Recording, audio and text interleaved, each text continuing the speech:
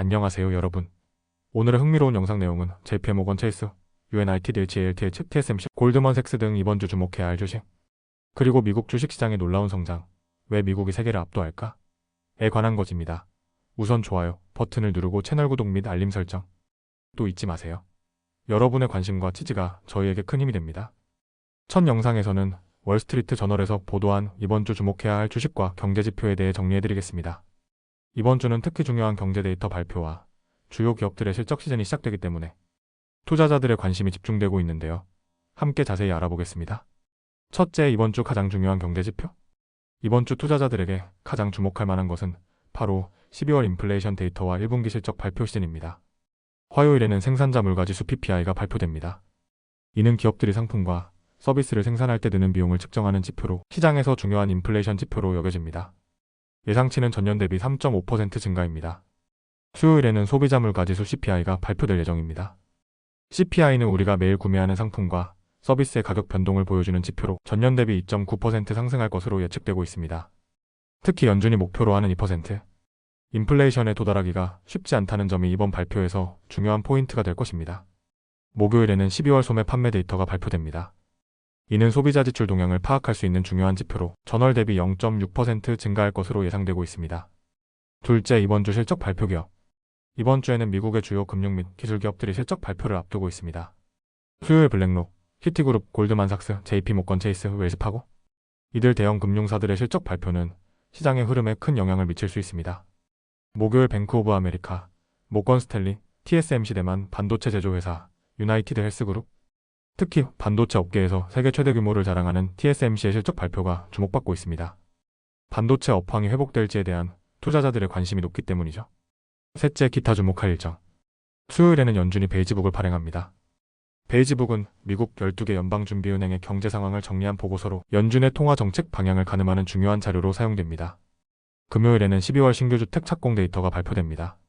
신규 주택 착공 수는 130만 개로 예상되며 이는 부동산 시장의 흐름을 파악할 수 있는 주요 지표입니다. 넷째, 결론.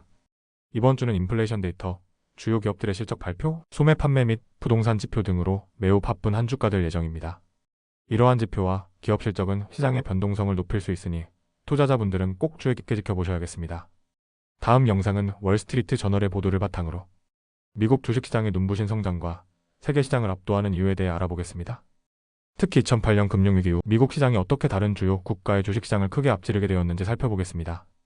첫째, 미국 시장의 압도적인 성장. 먼저 미국 주식시장은 2008년 금융위기 이후 다른 글로벌 시장보다 훨씬 빠르게 성장했습니다. S&P 500은 일본, 유럽, 영국, 중국 주식시장보다 200% 이상 높은 성장률을 기록했습니다. 2024년 현재 미국 주식시장의 시가총액은 두 번째로 큰 시장보다 4배 더 큽니다.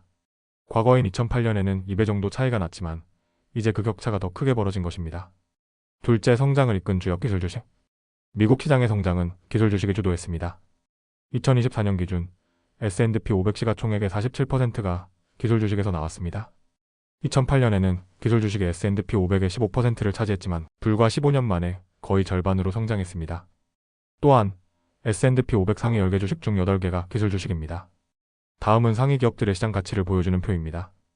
애플 3조 7,850억 달러, 엔비디아 3조 2,880억 달러, 마이크로소프트 3조 1,330억 달러, 알파벳 구글 2조 3,240억 달러, 아마존 2조 3,060억 달러, 메타 페이스북 1조 4,780억 달러, 테슬라 1조 2,960억 달러, 브로드컴 1조 860억 달러.